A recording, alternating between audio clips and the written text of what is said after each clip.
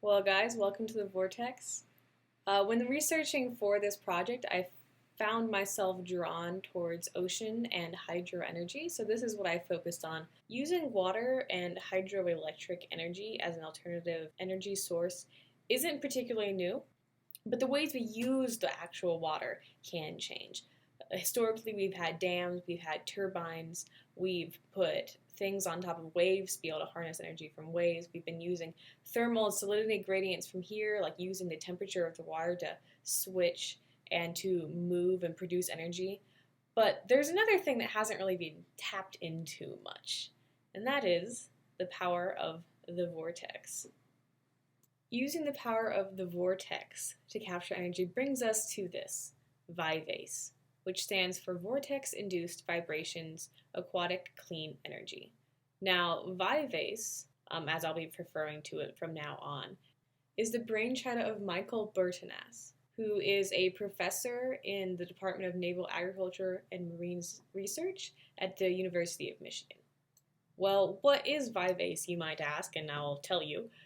It's a technology that its goal is to capture hydrokinetic energy from low-speed oceans and river currents without using dams or turbines. In fact, it doesn't use any mechanical means of generating energy by itself.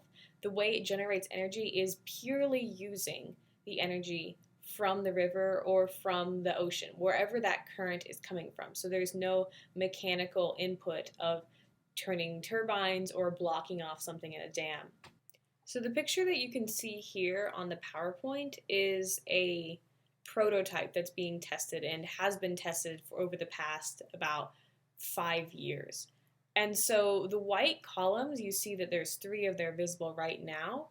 Those are going to be these cylinders. And when they're placed into these rivers or oceans, as they move, as the water moves past these cylinders, it'll cause them to move up and down. And we'll get into the science in just a couple more slides. But that movement is what produces the energy. And so however fast the river is going, that will produce more. But generally these are placed in slow-moving rivers. And so the act of this movement allows VIVACE, the machine, to convert this hydrokinetic energy of these currents into this cylindrical mechanical energy. And then after that, that is then converted through power generators into electricity. So this takes us into the science behind this. So we get it, yes, okay, moving something up and down that produces energy. But why? And why does it work specifically here in these rivers with these currents? And so to do that, we're going to have to talk about fluid dynamics for a little bit. And the first thing I want to introduce is the boundary layer. So when an object moves through a fluid, or a fluid moves past an object, the molecules of the fluid near that object are going to be disturbed and move around, whatever is blocking it. And so the energy and the velocity of this movement can be calculated, the magnitude of which is going to depend on the shape of the object, the speed, and also the mass of the fluid actually going past, and then especially the viscosity of the fluid, or the stickiness of it. And so where the boundary layer comes in is right at the surface of the object, is the layer between the object at the surface and then the fluid that it's moving through or moving past. The movements of molecules moving past the object are kind of slowed down as they get kind of caught up with molecules that are actually sticking to the surface. And then those slow down the ones next to them, and then those slow down the next one, and then so on. And so what this all creates is that at the surface, the velocity is going to be 0. And then as it moves away from the surface, it's going to pick back up the velocity of the stream that it's moving through. So the boundary layer, because it's the boundary of the fluid. Basically the same concept also with planes, with air, with wings. So then this is what is happening at the surface as it moves away, but then that also gets us to the point, what happens when it moves away? And also, our cylinders are going up and down. So this takes us into vortex-induced vibration, or VIC, which is what VIVACE is named for. So yay, we're getting actually into what it's called. So vortex-induced vibrations are motions that are induced on bodies moving through a fluid and then producing irregularities in the flow. So if you look at this little video and you kind of take the white ball as our cylinder for our VIVACE, it's moving up and down through water. And so these are going to be the motions that it leaves behind. Those little eddies that are coming off is what happens when the boundary layer separates from the object that it was sticking to. And so then once it separates, it forms vortexes. And then as these vortexes are developed and kind of come off the sides, these different forces, which won't necessarily be equal, will develop on each side of this body of the object. And then that will be what causes it to move up and down and create that motion. Now, historically, VICs aren't necessarily something that engineers or scientists want to cultivate or to even work with at all. Usually, they're something that engineers want to minimize or even just take out of the equation entirely. A really famous example about what happens when VICs interact with builds in the way they shouldn't is the Tacoma Narrow Bridge collapse. Now, I would highly recommend looking up a video for this. It's crazy. But you can kind of see here in the picture, the bridge is literally like twisting. In the picture on the right, that's not some kind of distortion. That's actually what this bridge, which is made out of solid concrete, was doing. And so it's doing that same motion that the VICs would do over the wings of a plane or through water acting against those cylinders. Except this is damaging. It's actually like moving and it's unsustainable for the bridge. And so it eventually collapsed. And it really changed how scientists constructed bridges. And VICs have also historically been damaging to ports, to shipping vessels, to anything that's really built by the ocean. It's something that scientists usually combat against. So it's unusual to be able to figure out how to incorporate it into a way that will actually produce energy. But I guess bombs produce energy, so why not VICs? So moving on a little bit, this also takes us to vortex shedding. So vortex shedding is going to be actually what those vortexes coming off are literally called. So we have the vortex-induced vibration. So that's going to be the up and down movement. But this is actually going to be these vortices coming off. And so this happens in water, but it also happens in air because air is going to also be a fluid. And so with the picture on the PowerPoint, you can see that this is where these vortexes have occurred through the clouds after a plane has gone through. So it's these alternating low pressure areas, and so then when there's low pressure, there's going to be the fluid that's going to move in to take up the absence of what was there. And so that absence will be creating that motion again. So this is just adding into what we've already established with the vortex-induced vibrations, the VICs. So now that we've learned some new terms, we know VICs, we also know vortex shedding, and we kind of understand how this fluid moving past an object, or the cylinders in our case, are going to be making this movement, we can return now back to our VIVACE, our vortex-induced vibrations, aquatic clean energy. So with all in mind of kind of what we've just talked about, it kind of makes more sense about what's going on. So as this is placed into a river and these currents are going past, and they don't even have to be very fast, this motion and these induced vibrations, and then of course the vortexes that are eventually coming off, this is what's causing these to go up and down. And so the VIVACE will have several of these cylinders going at once. 4 is what the maximum they've had so far, and they've had success with that. And each of those will produce its own energy. Here again is a slightly different representation, so it just takes the motion out, but it still shows you, following these arrows, the correct lines that the fluid is taking once it moves around the object. So it wasn't really clear last time, but the vortexes on which side they come off, they alternate. And so it goes up and down because one, it could be on the bottom the one time, and then after that's been filled in, it sheds again at the top. And so then moving up, down, and then it's buffering the body with these eddies. Beyond the VIVACE, another concept that really inspired the design of this technology is fish. Dr. Bernatus, the mind behind this technology cites fish as being the inspiration to actually look into vortexes as a mode of generating energy. So fish move in this same way as the cylinder that we've been talking about. The classic fish movement, moving back and forth, they're curving their bodies to glide between these vortexes that are shed by the bodies of fish in front of them. So especially this is the case of fish in a school, like thinking a big school of fish in the ocean. And so the muscles in their body aren't enough to actually propel them through the water. But with the way they're turning, they can take advantage of the actual movement of the water to push them ahead. And so they essentially kind of ride in each other's wake. And that's also what this is doing.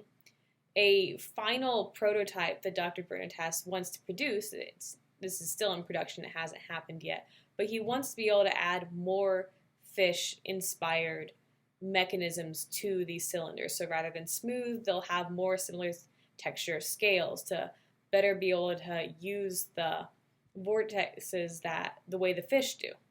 So now we come to the topic of testing. So what has been done already? Well, the invention and then the actual process of building this technology began in 2005, and it's been in production since. Starting in 2010, small and large-scale experiments started to be being conducted in the Michigan laboratory led by Dr. Bernatas. And then after that, in 2011, full prototype testing began, and that actually started putting them out into the environment and actually seeing if these will hold up and actually be able to produce like they have been in the lab in actual settings. And so the first one was put into the Clare River, and it was left there for a while, and it only had one cylinder at the time, and it produced as they expected. And so since it produced as they expected, they went on and continued their work. And so then in 2016, after a few more rivers, it went once more back into Clare River. And this time it was to really check the harvestability of 4 cylinders. So they've increased from the 1 to the 4, and then also see if the durability would hold up. Would it actually hold up the amount of time it would need to be able to produce energy for a community or even on a larger commercial scale eventually. So now in 2020, Vortex Hydro Energy, which is a company that was founded by Dr. Bernatas during the process of creating VIVACE, is now looking for commercial partners to actually be able to produce this at a scale that's actually efficient and cost effective. And they've kind of been in this limbo of looking for partners and figuring out how to actually produce this at a larger scale for really about 3 years. And that's all they have on their website. I'm not sure if they found a partner yet. I do believe they're still in the process of looking. There has been no update on their status. So now that VIVACE is kind of trying to get into the commercial stage, that does beg the question, is it even worth being in the commercial stage? Is this something we actually want to invest money into in the future for green and renewable energy? Well, according to the numbers and according to Dr. Bernatas, a few cylinders, just a couple of them, could be enough to power a lighthouse or an anchored ship. And then adding on to this array and creating a grid that hypothetically could be 2 stories high but then spread out through a river, it could power about 100,000 houses. Now, this array could rest on a riverbed, it could dangle and be suspended in water, but it would all be below the surface. Nothing would actually be sticking out. You wouldn't see anything like maybe wind turbines on a coast on the outside where they're actually above the water. This would be all underneath. And then in terms of cost and money, VIVACE is predicted to be cheaper than a lot of alternative energies. Cheaper as in it's predicted that it's going to cost approximately 5 cents per kilowatt hour. In contrast to this 5 cents per kilowatt hour, you can look at solar, which is known to be about 48 cents per kilowatt hour, or you can even look at wind, which is 6 cents per kilowatt hour. So it's roughly the same amount of wind, but it's still even slightly lower. But really a big advantage of having VIVACE is that it is available. There is a lot of availability to it, and it's relatively efficient in its production as well.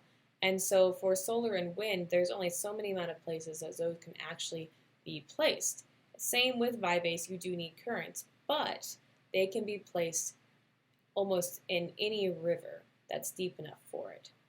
Most hydroelectric alternative energies, whether that be dams or whether that be turbines, need to either have reservoirs or they need to have somewhere that's flowing relatively fast. But VIVACE can operate in currents that are going very slow. It doesn't really have to be moving them fast to create energy, it just has to be moving them at all.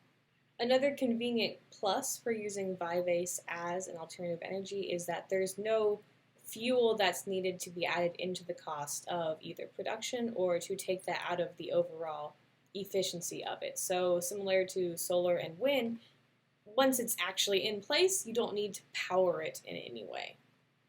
But also, like, so what? We already have turbines, which are similar.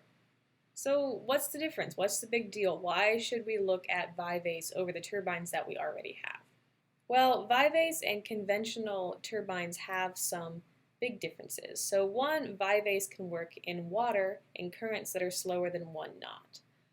Conventional turbines need something faster, up or even up to 7 knots. That's what it needs to operate properly. And so it needs much faster areas, and so that limits the places that turbines can actually be placed and actually be operated with. So VIVACE has more versatile locations for it. Another thing is that VIVACE doesn't hinder or destroy the environment as much as turbines often are.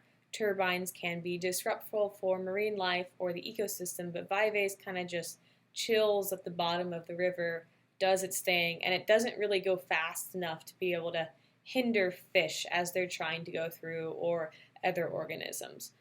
VIVACE is also small, and they're pretty easy to maneuver, and they're relatively less expensive to build just because components and plants are not needed to be constructed to actually generate energy. So coming back one more time to the environmental impact of this, particularly like when a VIVACE would be placed into the environment and how it would actually affect. So there hasn't been a ton of studies about how it directly affects environment long term, just because it hasn't been around long enough to have those kind of studies. But for immediate impact, and then especially on wildlife, so especially fish going through, VIVACE has been shown to not negatively impact them. Like I kind of mentioned before, the oscillations of the cylinders don't go fast enough to hinder fish or other aquatic creatures that swim through. They can just kind of swim through, chill. There's videos of them going through and even just kind of hanging out near the cylinders. It doesn't alarm them. It doesn't really chase them away from an area. They're used to it and they're okay and they are able to swim through.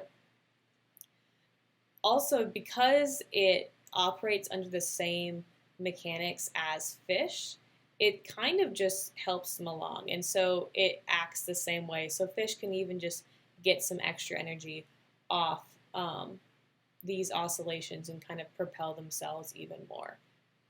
So now kind of coming back together and closing some loose ends that we've talked through the entire presentation, VIVACE is a viable clean energy that is being researched and attempting to be commercialized to actively be used for communities and for locations that have this available. This won't be the cure-all, end-all for alternative energy. It's no nuclear energy that has massive amounts of power, whether or not nuclear energy is the end-all, be-all. But it offers an additional alternative way to use hydro energy, and to use hydro energy in a way that's not being disruptive to the environment where they are. And for communities that are able to, and for communities that can actually put these in, that have places that are deep enough or calm enough to go, it seems like this could be a viable option for them. And so that can help take communities off the grid. It can help provide cheaper alternative energy for only 5 cents per kilowatt hour. That's really cheap. That's really convenient for communities to be able to invest in. Even looking at aesthetic reasons, a lot of people don't like wind turbines on the coast because it ruins the view. VIVACE would be under the water, so at least when you're looking across, that's not necessarily going to be something that's going to interrupt the view. So it won't necessarily bring down tourism if that's something that a place relies on. It won't bring down the overall aesthetic of a town, but it's still going to be there and it can be operating. One statistic that I ran across was that if we could harness 0.1% of the energy of the ocean, then we could support the energy needs of 15 billion people. And it seems like VIVACE and using these energies and these mechanisms that are generally considered destructive or generally have been destructive in the past, to use this, be able to harness this energy to provide needed energy for coastal or riverside communities, it seems like it could be viable, and it seems like something that could be good for communities. So I'm very interested in to see how this progresses, if VIVACE can find a business partner to make this into something that is easy to produce, convenient to produce, cheap to produce, but also efficient and something that can last long term. So I'm very interested in following this process further, and I feel pretty positive that this could be something that we could see maybe in the next decade if there's interest and if there can be support in producing this at a larger scale. These are my sources, and I hope you guys learned something today.